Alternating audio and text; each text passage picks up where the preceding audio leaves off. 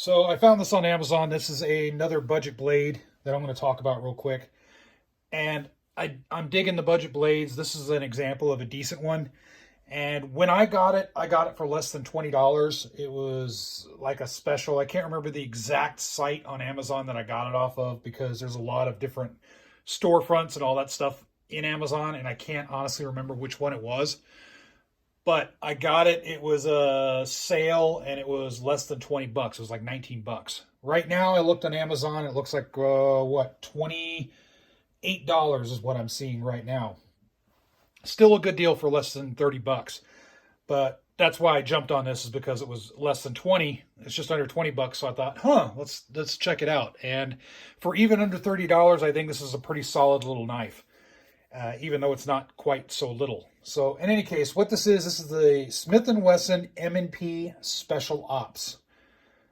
And it's a 4-inch Tanto with G10 handle, and I can't stand the name. The name is kind of cringe. I hate it when people put like tactical, super special ops, HRT, whatever on knives. It just seems cheesy to me. I mean, come up with a better name, in my opinion. Something with a little bit more originality. But it is what it is. The name's cheesy, but the knife is pretty good itself. Here it is right here. Just some quick specs on this guy. So, 4-inch blade, weight of 3.2 ounces.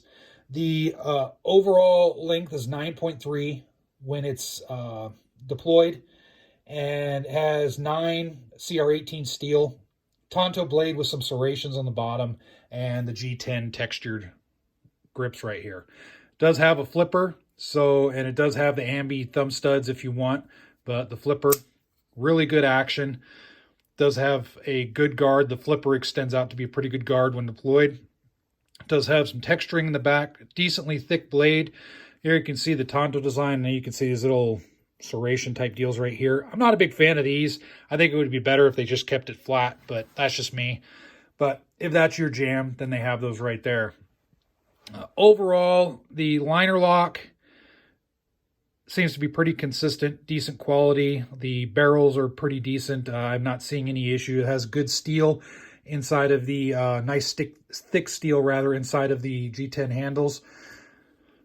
The centering is decent. It's not perfectly centered. It's just ever so slightly off, but it's pretty good. I could probably adjust that if I wanted to. The blade itself is pretty sharp, the Tanto blade, and it's nice and tight. The clip for the pocket right here is a little chintzy, in my opinion. It's a little bit of a chintzy clip, so keep that in mind. I think with extended use, this may get loose or possibly break, so keep that in mind. There is no provision to move the clip around, so this is what you get right here. Tip down carry. It does have lanyard loop right here on the bottom if you want to run something through it. But overall, the design's pretty good. It does stay locked in very well, and does have good action on it. So I dig that for something that is, when I got it, it was less than 20 bucks. Right now, it's less than 30. I think it's a good deal. I'm digging it. You know, the M&P lineup, I've said, I think before on other videos, with the Smith & Wesson. So Smith & Wesson, they get these knives from China, basically, I think, for the most part. And they just throw their branding on them.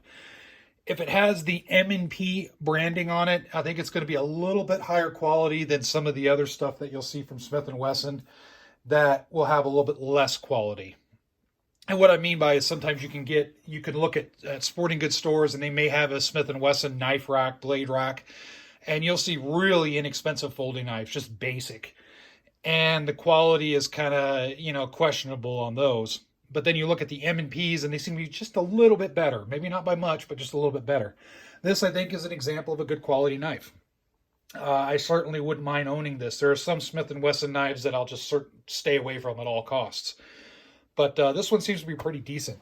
I looked at the Amazon reviews on this, and a lot of them are good. Some of them, they talked about the pocket clip, which I kind of echo. I think this should have a little bit more of a substantial pocket clip, I think. So I totally get that. I think there was one or two of them that talked about the loosening of this fastener right here causing the blade to be loosened. So keep an eye on that. You may have to tighten this over use.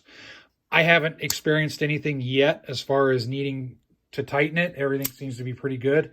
But again, just keep an eye on that. The reviews were generally pretty good as far as the handle goes. Some people didn't like the serrations. I could go without them. Overall, the blade seems to be done pretty well. So overall, the reviews are good. So with that said, I'll stop talking. I don't want to get too long-winded on a knife, but feel free to check them out. They're on Amazon. Just type in M&P Special Ops Blade Folding Knife, and you'll see them come up. And then you can do some more research from there. And if you have one of these, feel free to chime in the comment section, of course. The standard spiel: like, subscribe, give a super thanks if you want, comment, all that stuff's good to go. Show your support. And with that said, I hope everybody's staying safe out there.